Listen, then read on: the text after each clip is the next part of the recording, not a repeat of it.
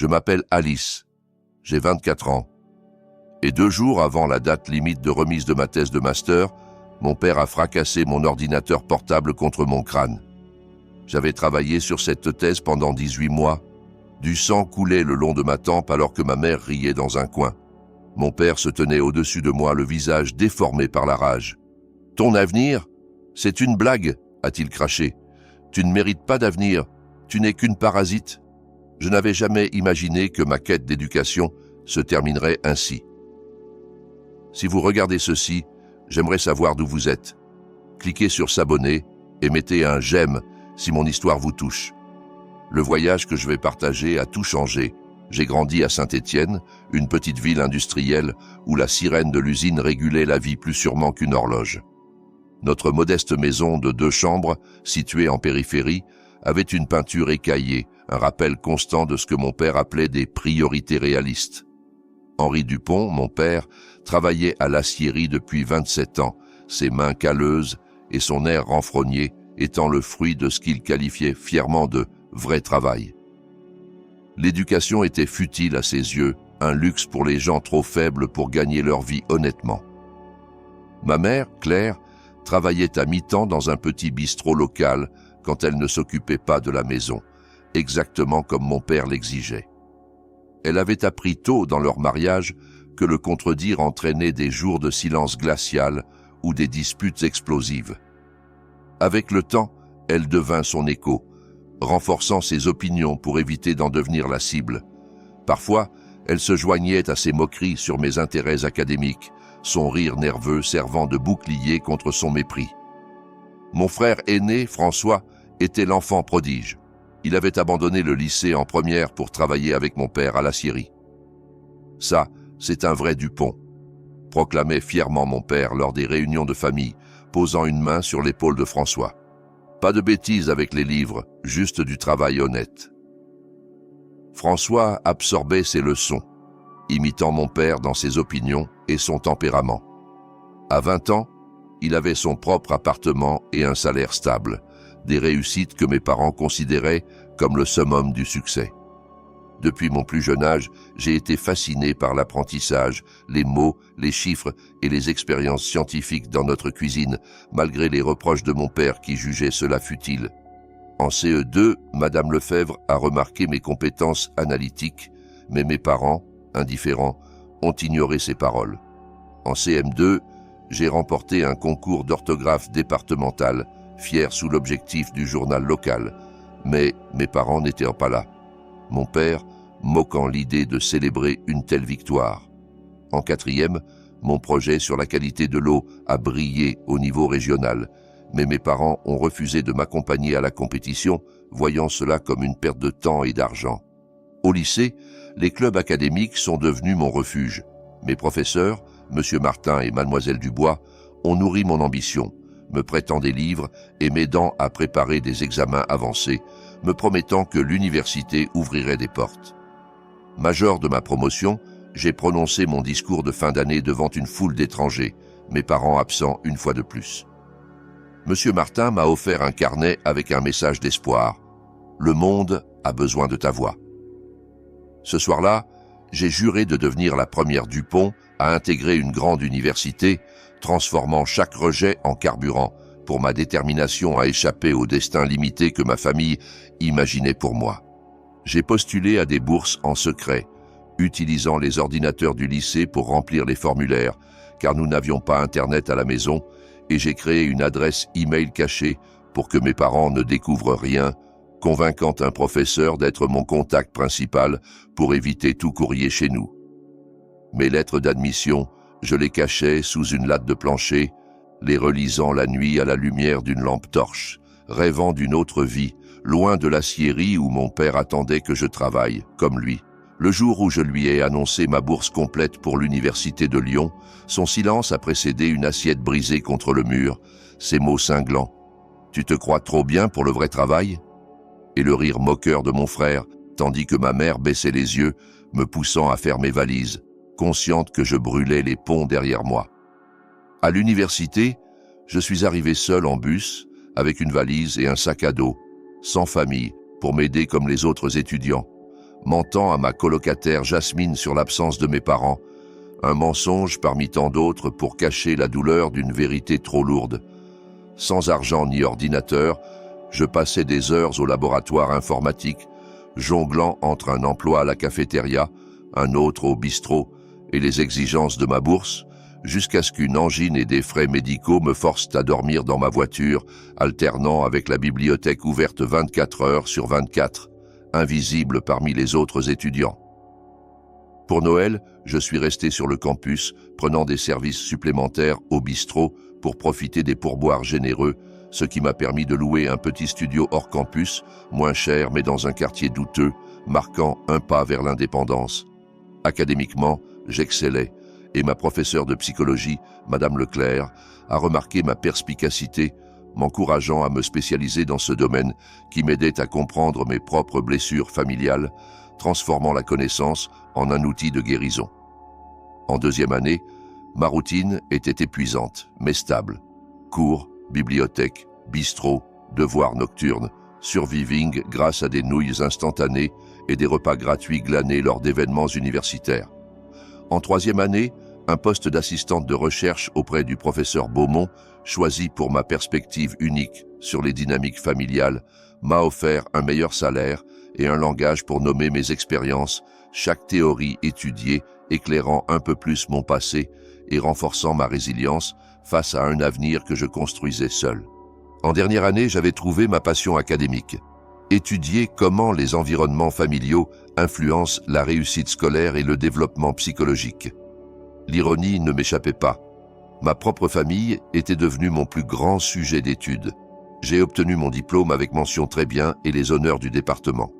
Plusieurs professeurs m'ont encouragé à postuler pour des programmes de master, offrant des recommandations élogieuses. Quand j'ai été accepté dans un programme de master en psychologie à l'Université de Lyon, avec une bourse d'assistanat d'enseignement couvrant la plupart des dépenses, je me suis senti justifié. J'avais prouvé ma valeur malgré tous les obstacles. Dans un moment de faiblesse optimiste, j'ai appelé chez moi pour partager la nouvelle. Ma mère a répondu, sa voix paraissant plus vieille que dans mes souvenirs. J'ai été accepté dans le programme de master à Lyon, ai-je dit, essayant de contenir la fierté dans ma voix. Bourse complète et un poste d'enseignement. Oh, a-t-elle marqué une pause. Donc, encore des études. Quand comptes-tu trouver un vrai travail, Alice? C'est un vrai travail, maman. Je vais enseigner et faire de la recherche. Mon père devait écouter sur une autre ligne, car sa voix a soudainement interrompu. Alors, l'étudiante perpétuelle continue d'éviter de grandir. Certains d'entre nous travaillent à des vrais emplois depuis l'âge de 16 ans, mais je suppose que c'est trop bas pour l'aspirante professeure.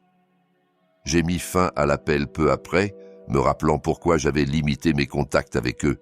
Pourtant, une part enfantine de moi espérait encore leur approbation, un espoir aussi naïf que d'attendre de l'eau d'une pierre.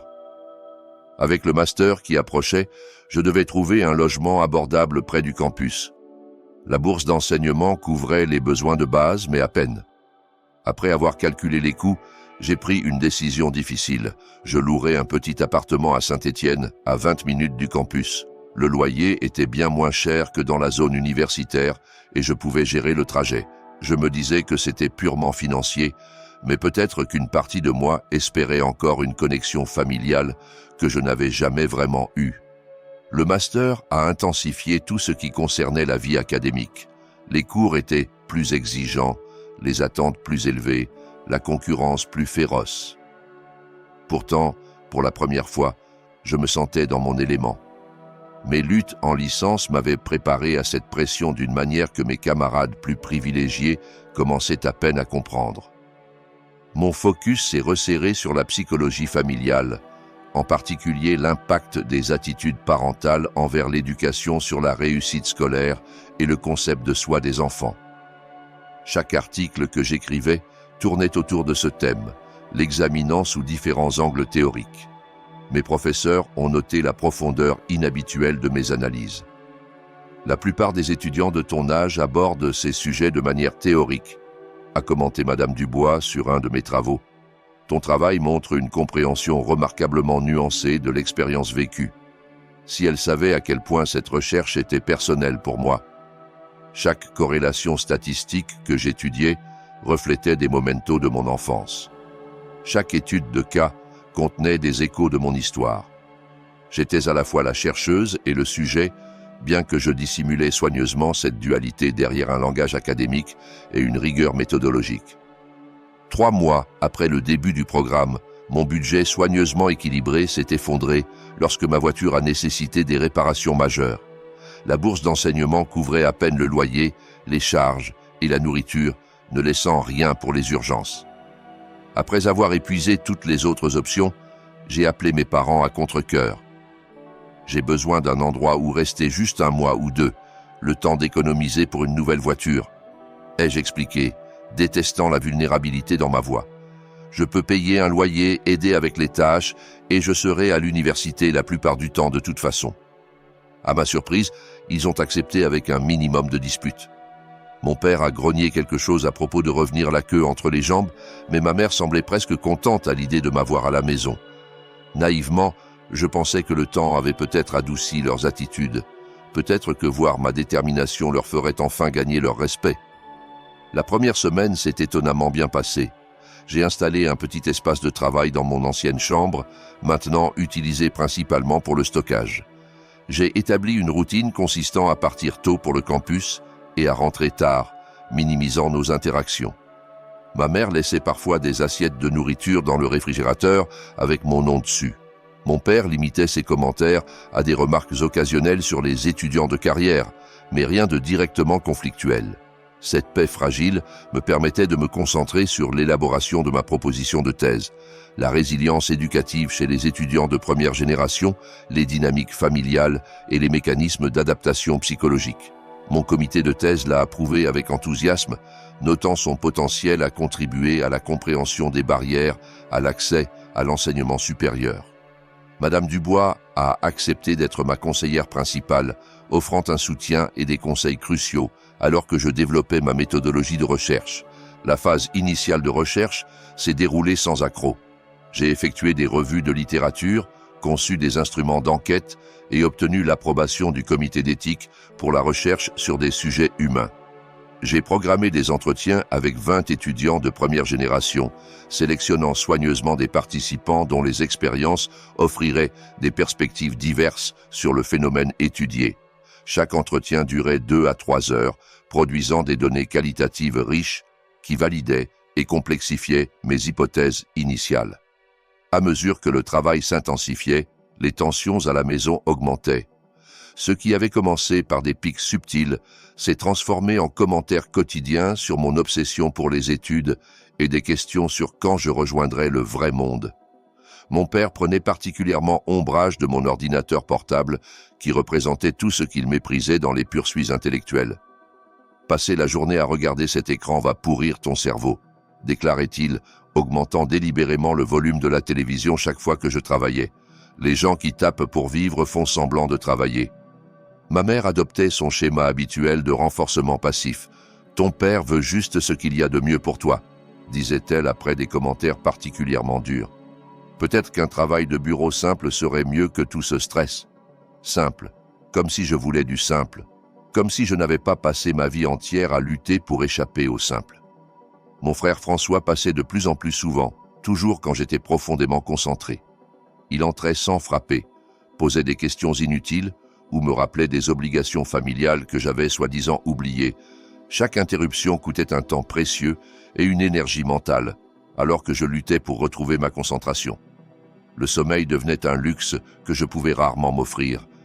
Je commençais à travailler la nuit, lorsque la maison était silencieuse, attrapant quelques heures de repos tôt le matin avant de partir pour le campus. L'épuisement physique et mental s'accumulait, mais ma détermination ne faisait que croître. Chaque obstacle qu'il créait alimentait ma résolution de terminer cette thèse, de prouver une fois pour toutes que leur vision limitée de ma valeur était erronée. 6 semaines avant la date limite de soumission, Madame Dubois a examiné mon brouillon et m'a fourni des commentaires critiques nécessitant des révisions substantielles. « Ton analyse est solide », a-t-elle expliqué, « mais tu dois restructurer tes conclusions pour mieux répondre au cadre théorique. Ces connexions sont implicites dans ton travail, mais elles doivent être explicites. » Ce revers a coïncidé avec des problèmes techniques qui ont corrompu certaines de mes sauvegardes. J'ai perdu plusieurs jours de travail, me forçant à reconstruire des analyses statistiques complexes de mémoire et de notes éparses. La pression montait à mesure que la date limite approchait, avec des obstacles apparemment insurmontables. Chaque jour, je sentais la thèse m'échapper davantage. La nuit où j'ai entendu mes parents parler de moi dans la cuisine a été le point de rupture. J'étais descendu pour prendre un café, désespéré de rester éveillé pour une autre session d'écriture nocturne. Leur voix flottait depuis le coin. « Elle pense qu'elle est tellement intelligente avec tous ses livres et ses grands mots », disait mon père. « À quoi sert un diplôme sophistiqué si tu vis encore chez tes parents à 24 ans ? François avait son propre appartement à 19 ans. »« Je m'inquiète pour elle, » répondit ma mère, non pas en ma défense, mais en accord. « Tout ça pourquoi ? Pas de mari, pas d'enfant, juste des papiers que personne ne lira. »« Perte de temps et d'argent, » conclut mon père. « Elle aurait dû travailler après le lycée comme une personne normale. » Je suis remonté silencieusement dans ma chambre, leurs mots brûlant comme de l'acide dans ma poitrine. Avec une détermination renouvelée, j'ai travaillé 20 heures d'affilée, alimenté par du café et de la rage. À l'aube, j'avais reconstruit les analyses perdues et implémenté la plupart des révisions suggérées par Madame Dubois. Ma thèse était à 90% terminée, avec 48 heures avant la soumission. Ce matin-là, mon père a intensifié ses interférences, entrant dans ma chambre toutes les 30 minutes avec des demandes triviales ou des commentaires. Chaque interruption dispersait mes pensées comme des oiseaux effrayés, prenant de plus en plus de temps à revenir. Ma mère contribuait en insistant pour que je prenne des pauses pour manger des repas dont je ne voulais pas ou pour aider à des tâches ménagères soudainement urgentes. « Ta thèse sera toujours là demain », disait-elle avec dédain quand j'expliquais la date limite. La famille passe avant tout. Les dernières 24 heures sont devenues une bataille de volonté. Je m'étais réfugié à la table de la salle à manger, le seul espace assez grand pour mes matériaux de référence. Mon père a délibérément allumé la télévision dans le salon adjacent, mettant une chaîne de sport à plein volume. Quand je lui ai demandé de baisser, il s'est lancé dans une tirade sur les enfants ingrats et ses règles dans sa maison. J'ai travaillé toute la nuit, terminant les dernières révisions, alors que le soleil commençait à filtrer à travers les rideaux. Il ne restait qu'à formater et relire une dernière fois. La date limite était à midi. J'étais épuisé mais triomphante, sachant que j'avais surmonté tous les obstacles qu'ils avaient placés sur mon chemin. La thèse était bonne, pas seulement adéquate, mais un travail véritablement perspicace qui apportait une contribution significative à mon domaine. Pour la première fois depuis des semaines, je me suis autorisé à ressentir une lueur de fierté. C'est alors que mon père est entré dans la salle à manger, tasse de café à la main, et tout a changé pour toujours.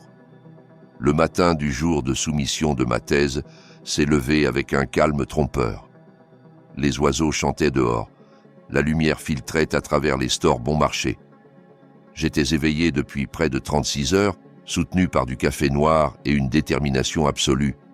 Mes yeux brûlaient à force de fixer l'écran, mais un sentiment d'accomplissement surpassait l'épuisement. Encore quelques heures et 18 mois de travail culmineraient dans la soumission de ma thèse. La maison était silencieuse alors que je me rendais discrètement à la cuisine pour ma 5e tasse de café. L'horloge numérique du micro-ondes indiquait 7 heures, 6, moins de 5 heures avant la date limite de midi. Je devais juste terminer la relecture finale, formater les références selon les normes académiques et préparer le dossier de soumission. Sans catastrophe, je finirais avec du temps à revendre. J'avais installé mon espace de travail sur la table de la salle à manger la veille, après que mon père eut réquisitionné le salon pour un match de basket à plein volume. Mes références et notes étaient soigneusement disposées en piles, chacune représentant une section de ma thèse. Mon ordinateur portable, un modèle d'occasion acheté avec ma bourse d'enseignement, ronronnait régulièrement en traitant le volumineux document. Le premier signe de problème est apparu à 7h30, quand mon père est sorti de la chambre. Normalement, il ne se levait pas avant 8 heures les jours de congé. Son apparition matinale a immédiatement déclenché une alarme dans mon esprit. Il se tenait dans l'encadrement de la porte de la cuisine, observant mon installation avec les yeux plissés. « Toujours à jouer à l'étudiante à ce que je vois », a-t-il commenté, sa voix portant ce ton familier de dédain. Les gens normaux vont au travail à cette heure-ci. J'ai ravalé la réplique qui s'est instantanément formée dans mon esprit. Encore quelques heures. Ne pas s'engager, ne pas lui donner d'excuses. « Bonjour papa », ai-je dit à la place, gardant une voix neutre. Je finis bientôt. Ma soumission est due à midi. Il a grogné, se dirigeant vers la cafetière. Soumission, un mot sophistiqué pour les devoirs. À ton âge, je soutenais déjà une famille. La comparaison familière flottait dans l'air. Je l'avais entendue des centaines de fois dans ma vie. Aujourd'hui, elle m'atteignait à peine, alors que je continuais à vérifier ma section méthodologie.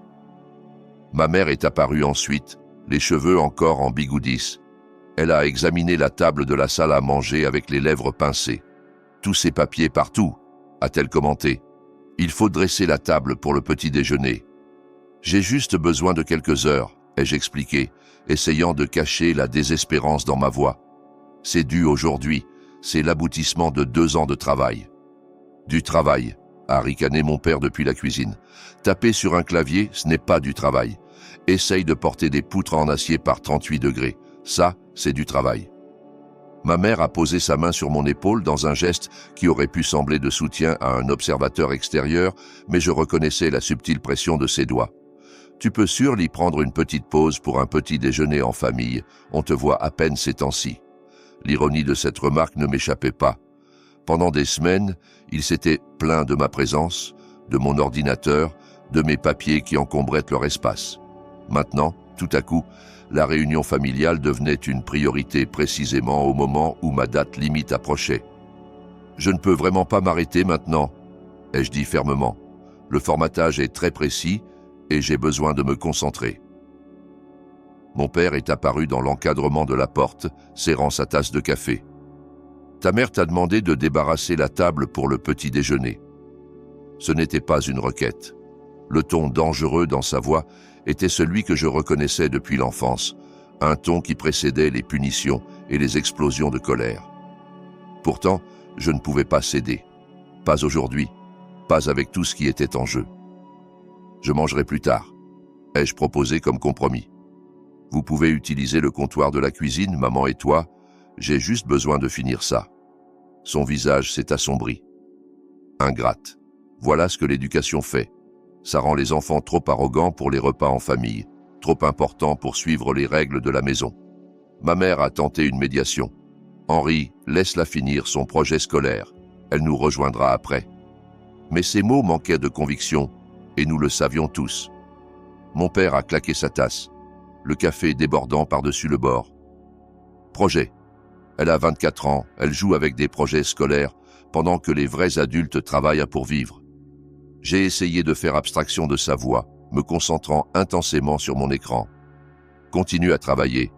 Ne t'engage pas. » Chaque minute de distraction était une minute perdue, et la date limite était inflexible. À 9h30, François est arrivé sans prévenir. Ces visites étaient devenues étrangement fréquentes pendant la phase de finalisation de ma thèse, toujours au moment où j'étais en pleine concentration. Il a franchi la porte d'entrée sans frapper, sa voix tonitruante brisant mon focus. « Petit déjeuner familial. Maman m'a dit que tu cuisinais, papa, » a-t-il annoncé, posant bruyamment ses clés sur le comptoir. Il a jeté un œil par-dessus mon épaule sur mon ordinateur. « Toujours en train d'écrire ton devoir. Je pensais que tu aurais fini maintenant. »« Thèse, ai-je corrigé automatiquement. »« Et oui, je la termine aujourd'hui. » François a ri. « Thèse, devoir, travail basse, c'est pareil, non ? Eh, je vous ai dit que j'ai eu une promotion à la Syrie ? Superviseur maintenant. Avantage complet, retraite, tout le package. » Mon père rayonnait de la fierté qu'il n'avait jamais dirigée vers mes réussites. Ça, c'est mon garçon. Du vrai travail, de vraies récompenses. Pas de bêtises avec des diplômes qui ne finissent jamais. Le contraste était si frappant, si douloureux, que j'ai dû me retenir physiquement de réagir. J'ai pris une profonde inspiration et suis retourné à mes citations, déterminé à maintenir ma concentration malgré leurs provocations délibérées. Les 2 heures suivantes ont passé dans un flou de commentaires passif-agressif, de bruit délibéré et d'hostilité à peine voilée. Ma mère entrait sans cesse dans la salle à manger pour épousseter des surfaces qui n'en avaient pas besoin.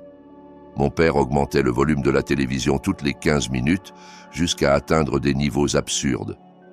François engageait des conversations téléphoniques bruyantes juste derrière ma chaise. À 11h30, mes nerfs étaient à vif, mais le triomphe était à portée de main. La thèse était correctement formatée, les citations vérifiées, le résumé peaufiné. Il ne restait qu'à sauvegarder et soumettre via le portail universitaire. J'allais y arriver, malgré tout. C'est alors que la connexion Internet a échoué. J'ai fixé le message d'erreur, incrédule. Aucune connexion disponible. J'ai vérifié mon téléphone. Pas de réseau non plus. Avec une appréhension croissante, je suis entré dans le salon où mon père regardait la télévision avec une connexion Internet parfaite. L'Internet ne fonctionne pas dans la salle à manger, ai-je dit, luttant pour garder une voix stable. J'ai besoin de soumettre ma thèse dans les 30 prochaines minutes. Peux-tu vérifier le routeur ? Il n'a pas détourné les yeux de l'écran. L'Internet fonctionne parfaitement pour moi, mais pas sur mon ordinateur ni mon téléphone, ai-je expliqué, la panique montant. S'il te plaît, c'est crucial, je dois soumettre avant midi. Il s'est tourné lentement, son expression indéchiffrable. C'est drôle comme ces urgences tournent toujours autour de tes études. Tu n'as jamais de problème technique quand il s'agit d'aider ta mère avec les corvées. La réalisation m'a frappé avec une clarté écœurante. As-tu fait quelque chose à l'Internet ? Un petit sourire satisfait s'est dessiné au coin de sa bouche. J'ai peut-être débranché le répéteur Wi-Fi de la salle à manger. Ma maison, mes règles. Le sang m'est monté au visage, la colère et le désespoir se heurtant. 18 mois de travail, d'innombrables nuits blanches, l'aboutissement de mon programme de master, tout mis en péril par son petit jeu de pouvoir mesquin. J'ai besoin de soumettre cette thèse, ai-je dit, ma voix tremblante d'effort pour me retenir. C'est mon avenir, papa. Il a ri, un son totalement dépourvu d'humour. Ton avenir, c'est une blague. Il s'est levé soudainement, me dominant. Quel avenir te donne une scolarité sans fin ? François a une maison, une promotion, une vraie vie. Qu'est-ce que tu as, toi ? Une pile de papiers que personne ne lira et des dettes étudiantes. Ma mère est apparue dans l'encadrement de la porte, attirée par les voix qui s'élevaient. Au lieu d'intervenir, elle restait silencieuse, sa présence approuvant tacitement son comportement. « J'ai besoin de soumettre ça », ai-je répété, me dirigeant vers le routeur sur l'étagère. Je vais réinitialiser la connexion moi-même. Sa main s'est abattue, saisissant mon bras avec une force qui laissait des bleus. « Tu ne touches à rien dans ma maison sans permission. Lâche-moi, ai-je dit, arrachant mon bras. C'est insensé. J'ai juste besoin d'un accès Internet pendant 5 minutes pour soumettre mon travail. Ton travail, a-t-il ricané. Tu veux dire ton excuse pour éviter les vraies responsabilités. Ton éducation prétentieuse qui te fait penser que tu es meilleur que nous. Des décennies de rage et de douleur refoulées se sont cristallisées en une clarté soudaine. Ce n'est jamais vraiment à propos de mon éducation, ai-je dit, la réalisation perçant comme un rayon de soleil. C'est toujours à propos de ton insécurité. Tu es menacé par le fait que j'ai choisi un chemin différent. Son visage s'est déformé de fureur. Petite ingrate. Et c'est alors que j'ai commis le péché impardonnable dans notre foyer. Je l'ai interrompu. Non, je ne suis pas ingrate. Je suis ambitieuse, je suis déterminée. Et je ne vais pas te laisser saboter mon avenir parce que tu ne le comprends pas. Je lui ai tourné le dos, me dirigeant vers la salle à manger pour récupérer mon ordinateur. Je conduirais jusqu'au campus s'il le fallait, même si le trajet de 30 minutes signifiait probablement manquer la date limite. Pourtant, je devais essayer. Je l'ai entendu me suivre, ses pas lourds vibrant à travers le sol. J'ai atteint mon ordinateur juste au moment où il entrait dans la pièce. « Tu penses que tu es tellement plus intelligente que tout le monde, » a-t-il dit, sa voix dangereusement basse. « Tellement meilleure que ta famille à cause de ta précieuse éducation. » Je n'ai pas répondu, concentré sur la collecte rapide de mes matériaux. Le temps s'échappait. « Regarde-moi quand je te parle », a-t-il exigé. Quand j'ai continué à ranger, sa main s'est abattue sur la table. J'ai dit « Regarde-moi ». Je me suis tourné, serrant mon ordinateur contre ma poitrine comme un bouclier. « Je dois y aller. On peut parler de ça plus tard. »« Il n'y a rien à discuter, » a-t-il dit, avançant vers moi. « Tu dois apprendre le respect. Tu dois apprendre ta place. »« Ma place n'est pas ici, » ai-je répondu, la vérité résonnant clairement. Elle ne l'a jamais été. Quelque chose a changé dans le regard de mon père, une dernière barrière cédant sous son besoin de contrôle. Il n'était plus mon père, mais un homme incapable de tolérer qu'on lui résiste. « Ton avenir, c'est une blague, » a-t-il dit, sa voix étrangement calme, avant d'arracher mon ordinateur de mes mains avec une rage froide. Il l'a levé au-dessus de sa tête et, sans hésitation, l'a abattu contre ma tempe. La douleur a explosé, le sang a coulé et ma vision s'est brouillée alors que je titubais contre le mur. L'ordinateur s'est brisé au sol, ma thèse et mon avenir académique en morceaux. « Tu ne mérites pas d'avenir », a-t-il grogné, tandis que ma mère, depuis l'encadrement de la porte, riait nerveusement sans intervenir. « Suffisant maintenant », a-t-elle dit, comme si c'était une simple dispute. Ils sont partis dans la cuisine, leur bruit domestique reprenant comme si de rien n'était, me laissant au sol, sonné, le sang coulant sur mon visage. La douleur pulsait, la coupure au-dessus de ma tempe saignait encore, et des symptômes de commotion cérébrale s'installaient. Nausées, vertiges, lumière trop vive. Mais la date limite de ma thèse, à midi, m'obnubilait. Moins d'1 heure restait, et mon ordinateur était mort. Dans la salle de bain, le miroir a révélé une entaille profonde et un œil enflé. Il fallait probablement des points de suture, mais je n'avais pas le temps. De retour dans la salle à manger, mon frère François, indifférent, a haussé les épaules. « Papa t'a bien eu. Tu aurais dû savoir qu'il ne faut pas répondre. » Il n'avait pas d'ordinateur à me prêter, et le mien était irréparable. J'ai ramassé les morceaux, le gant de toilette pressé contre ma tête, et je me suis préparé à partir pour l'hôpital, puis le campus. Ma mère m'a intercepté, comme si j'étais une adolescente désobéissante. « Ton père est contrarié, excuse-toi », a-t-elle dit, ignorant ma blessure. Ce n'était pas un désaccord, c'était une agression, ai-je répondu, pointant ma tempe ensanglantée. Elle a balayé mes paroles, proposant de m'emmener à la clinique après le déjeuner.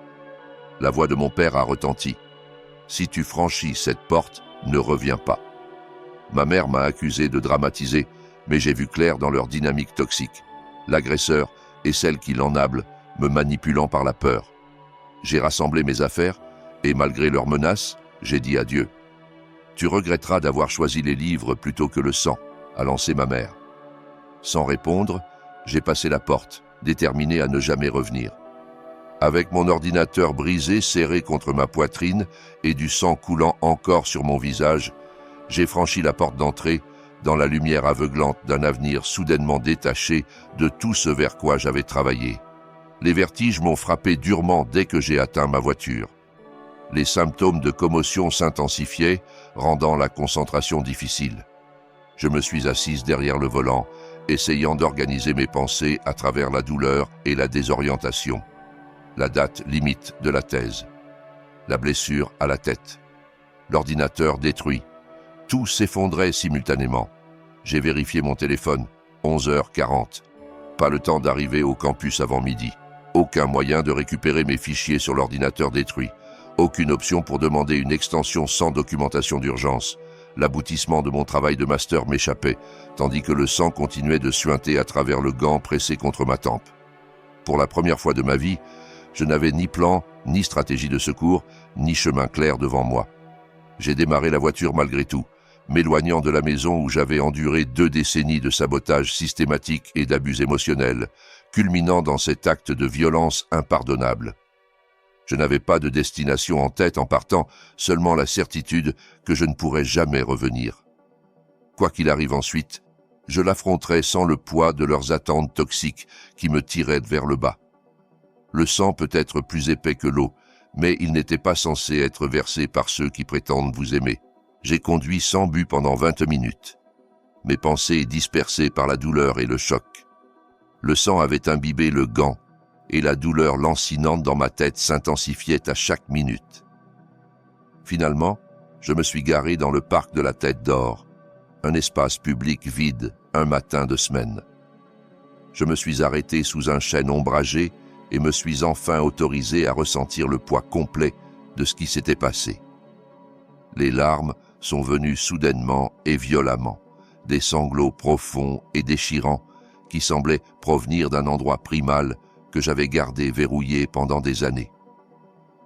J'ai pleuré pour la petite fille dont les réussites étaient systématiquement rejetées, pour l'adolescente qui cachait ses lettres d'admission comme des objets de contrebande, pour l'étudiante diplômée dont le père avait détruit son travail par dépit et insécurité.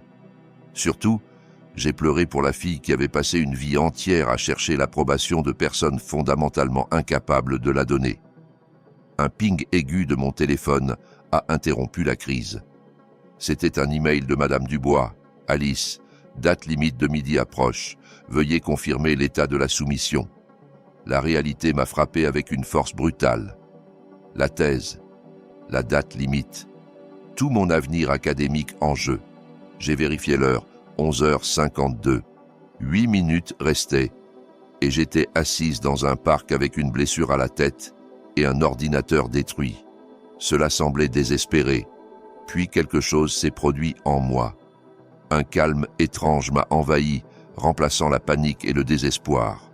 Si ma famille m'avait appris quelque chose, c'était la résilience face à des obstacles insurmontables. J'avais surmonté leurs barrières toute ma vie. C'était juste un obstacle de plus, certes le plus extrême. Priorité numéro 1. J'ai trouvé un mouchoir propre dans la boîte à gants et l'ai pressé contre ma tempe encore saignante. Puis j'ai tapé une réponse rapide à Madame Dubois. Situation d'urgence. Je me rends au campus maintenant. Veuillez indiquer le protocole pour une soumission tardive. La réponse est arrivée presque immédiatement. Quel genre d'urgence? Vas-tu bien? J'ai hésité, puis décidé que l'honnêteté complète était la seule option. Blessure physique nécessitant des soins médicaux. Ordinateur détruit. Impossible d'accéder aux fichiers de la thèse. J'expliquerai en personne. J'ai démarré la voiture et me suis dirigé vers le campus, conduisant lentement pour gérer mes vertiges. Mon téléphone a sonné à nouveau. Madame Dubois avait répondu « Rends-toi immédiatement au service de santé universitaire. Je t'y rejoindrai. Ne t'inquiète pas pour la thèse pour l'instant. » Son inquiétude, si différente de la réaction de ma famille, a fait monter de nouvelles larmes dans mes yeux. Je suis arrivé au centre de santé universitaire, le sang suintant à nouveau à travers le mouchoir. La réceptionniste m'a immédiatement conduite dans une salle d'examen. Une infirmière, une femme d'âge moyen nommée Sophie aux yeux bienveillants et aux gestes efficaces, a nettoyé la plaie tout en posant des questions douces sur ce qui s'était passé. Je me suis retrouvé à lui dire la vérité brute. Mon père a fracassé mon ordinateur contre ma tête quand j'ai essayé de soumettre ma thèse. Ses mains se sont immobilisées un instant avant de reprendre leur travail. Cette blessure est cohérente avec ce que vous décrivez, a-t-elle dit prudemment. Je vais tout documenter soigneusement. Le médecin arrivera sous peu pour déterminer si vous avez besoin de points et nous devrons évaluer une possible commotion. J'ai une date limite pour ma thèse, ai-je expliqué. Ou plutôt, j'avais. Il était midi. Votre santé passe avant tout, a répondu Sophie fermement. Les délais académiques peuvent être prolongés pour des urgences médicales. Cela en est clairement une. Madame Dubois est arrivée pendant que le médecin m'examinait. Elle a jeté un œil à ma blessure et son calme professionnel s'est légèrement fissuré. « Mon Dieu, Alice !» a-t-elle murmuré. « Que s'est-il passé ?» Le médecin, qui venait de confirmer une légère commotion et la nécessité de 4 points, a levé les yeux. « Vous êtes sa professeure ?» Madame Dubois a hoché la tête. Conseillère de thèse. « Votre étudiante a subi une blessure importante à la tête, a-t-il expliqué. Les protocoles de commotion doivent être suivis. Pas d'écran, stress cognitif limité pendant au moins 48 heures. Bien sûr, a-t-elle immédiatement accepté. La date limite est complètement levée. Nous discuterons des extensions une fois qu'elle sera rétablie. Pendant que le médecin préparait les points, Madame Dubois a tiré une chaise près de la table d'examen. Alice, l'infirmière a mentionné que votre ordinateur a été utilisé comme une arme. Pouvez-vous me dire ce qui s'est passé ? Pour la deuxième fois ce jour-là, j'ai raconté les événements menant à ma blessure. Madame Dubois a écouté sans interrompre, son expression devenant de plus en plus préoccupée. Quand j'ai fini, elle a pris une profonde inspiration. « D'abord, votre thèse n'est pas perdue », a-t-elle dit. « Vous m'avez envoyé un brouillon il y a 2 jours, vous vous souvenez ? Nous avons au moins cette version. » Un soulagement m'a envahi. Dans le chaos, j'avais oublié cet email. « Ensuite, a-t-elle continué, l'université a des protocoles pour des situations comme celle-ci. Ce qui vous est arrivé est une agression, et nous devons le signaler. Le bureau de la police du campus est juste à côté. Seriez-vous prête à leur parler après la fin de votre traitement médical ? J'ai hésité. Déposer une plainte contre mon propre père semblait franchir une ligne sans retour. Mais il avait déjà franchi une ligne irréversible en m'attaquant. Oui, ai-je décidé. Je le signalerai. Les heures suivantes ont passé dans un flou de procédures médicales et de déclarations officielles. Le médecin a suturé ma quichaine, expliquant les directives pour les soins de commotion. Un officier de la police du campus a pris ma déclaration, photographié ma blessure et documenté les restes de mon ordinateur brisé comme preuve. Le coordinateur des services aux étudiants a organisé un logement temporaire d'urgence dans un complexe d'appartements pour diplômés, car retourner chez mes parents n'était clairement pas une option. Tout au long, Madame Dubois est restée à mes côtés, plaidant en ma faveur auprès des différents départements universitaires. Elle m'a aidé à obtenir une extension d'urgence pour la soumission de ma thèse et à organiser avec le service informatique une tentative de récupération des données de mon ordinateur endommagé. Le doyen de l'école doctorale a approuvé une extension de 2 semaines compte tenu des circonstances, m'a-t-elle informé alors que nous étions dans le bureau des services aux étudiants. Et le département informatique pense pouvoir récupérer vos fichiers du disque dur, qui semblent intacts malgré les dommages extérieurs. Je ne sais pas comment vous remercier, ai-je dit, submergé par son soutien. Vous n'avez pas besoin de me remercier, a-t-elle répondu fermement. C'est ce que les communautés académiques sont censées faire, se soutenir mutuellement. Ce qui vous est arrivé est inadmissible et s'assurer que vous puissiez terminer votre travail malgré cela est le minimum que nous puissions offrir. Ces mots ont touché une corde profonde. Soutien, communauté. Des concepts si étrangers à mon expérience familiale qu'ils semblaient presque mythiques. Pourtant, ils se manifestaient ici par une aide pratique quand j'en avais le plus besoin. En fin d'après-midi, les crises immédiates avaient été traitées. Ma blessure était soignée, la plainte déposée, le logement d'urgence sécurisé et les accommodations académiques arrangées. Le département informatique avait pris mon ordinateur, promettant de tenter une récupération de données pendant la nuit. On m'a ordonné de me reposer et de suivre les protocoles de commotion, ce qui signifiait pas de lecture ni d'écran pendant au moins 24 heures. Alors que Madame Dubois m'accompagnait à mon logement temporaire, elle m'a posé une question qui m'a prise au dépourvu. « Alice, est-ce la première fois que votre père a été physiquement violent envers vous ?»« Oui », ai-je répondu honnêtement. L'abus émotionnel a été constant, mais c'était la première attaque physique. Elle a hoché la tête pensivement. Je m'en doutais d'après votre focus de recherche. Beaucoup de chercheurs en psychologie familiale sont attirés par ce domaine à cause d'expériences personnelles. Sa perspicacité était déconcertante mais validante. Est-ce si évident ? Seulement pour quelqu'un qui connaît les schémas, m'a-t-elle rassuré. Votre compréhension des dynamiques familiales a toujours semblé inhabituellement nuancée pour quelqu'un de votre âge. Maintenant, je comprends pourquoi. Nous sommes arrivés au bâtiment et elle m'a aidé à m'installer dans l'unité de logement d'urgence, simple mais confortable. Avant de partir, elle a posé une carte de visite sur le comptoir. Ce sont les coordonnées du centre de conseil universitaire, a-t-elle expliqué.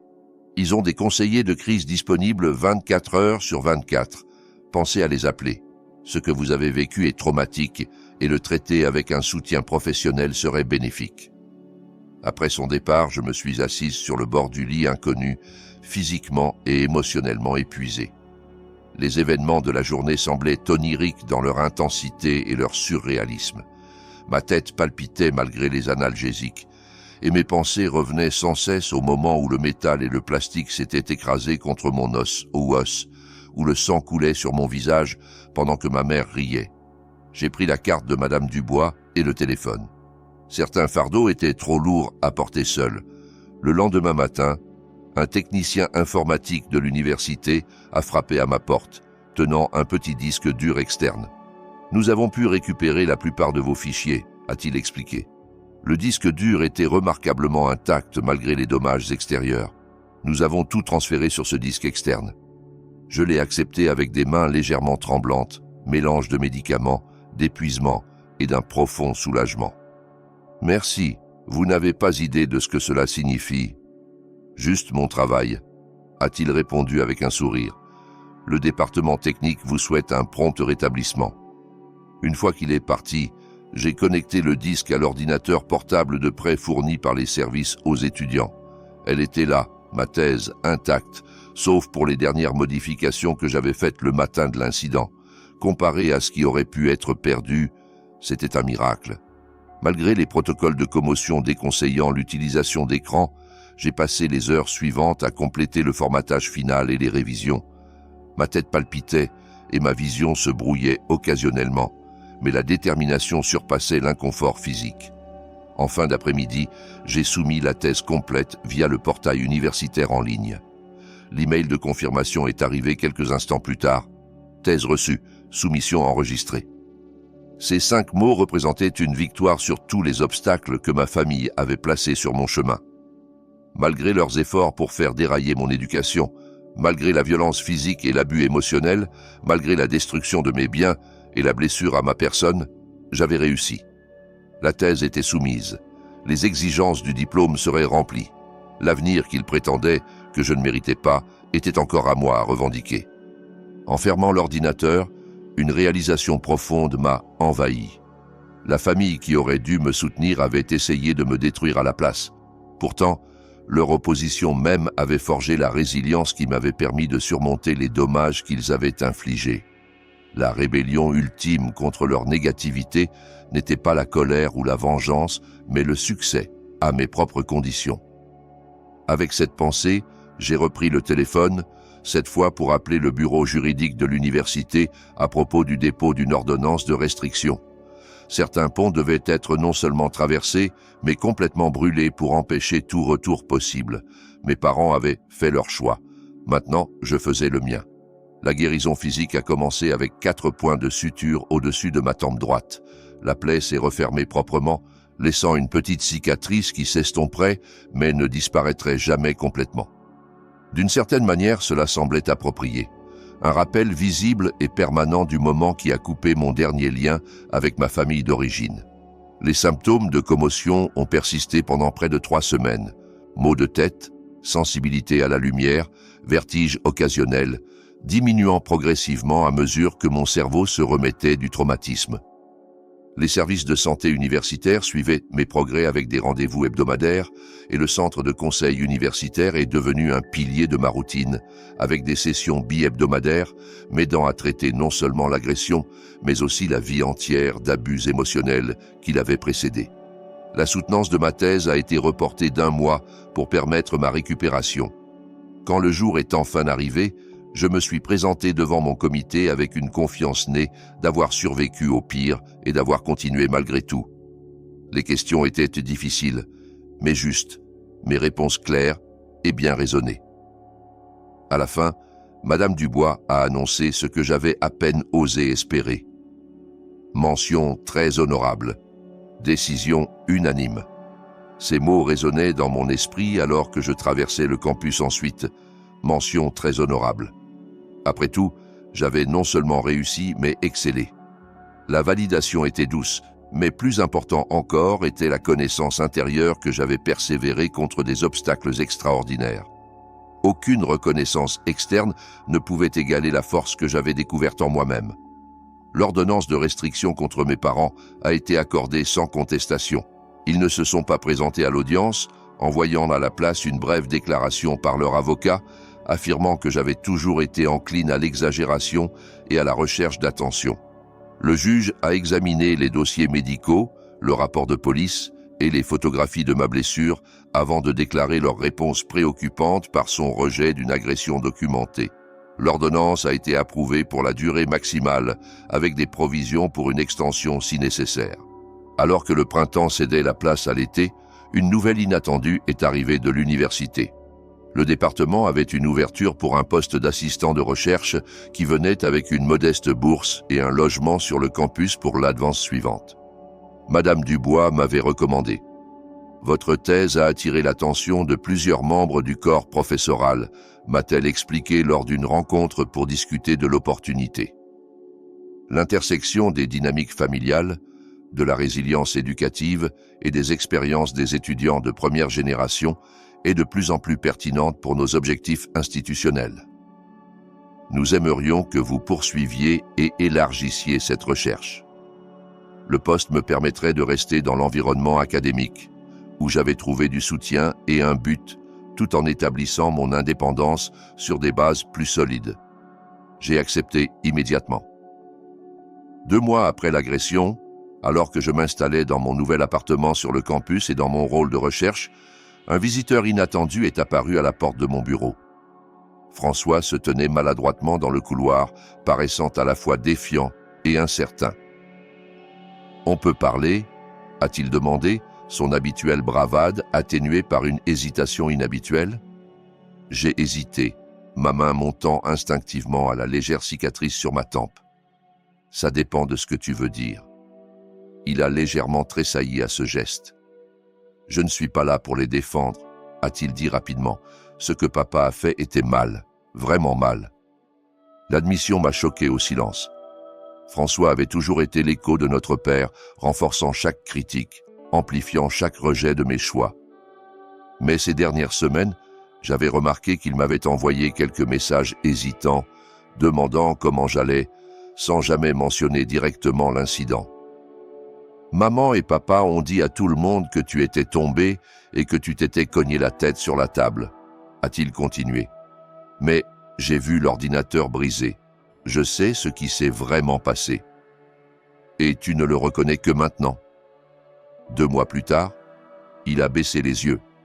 J'aurais dû dire quelque chose ce jour-là. J'aurais dû l'arrêter ou t'aider après. J'ai été lâche. L'excuse était implicite, plutôt que clairement exprimée, typique de la difficulté émotionnelle qui caractérisait le style de communication de ma famille. Pourtant, cela représentait un changement significatif par rapport à notre dynamique précédente. « Pourquoi es-tu ici, François ?» ai-je demandé directement. « Je t'ai apporté quelque chose, » a-t-il dit, fouillant dans la poche de sa veste. Il a posé une petite boîte sur mon bureau, pour remplacer ce qui a été cassé. À l'intérieur se trouvait un nouvel ordinateur portable, nettement plus performant que le modèle d'occasion qui avait été détruit. Le geste était à la fois touchant et insuffisant, une solution matérielle à un problème profondément ancré.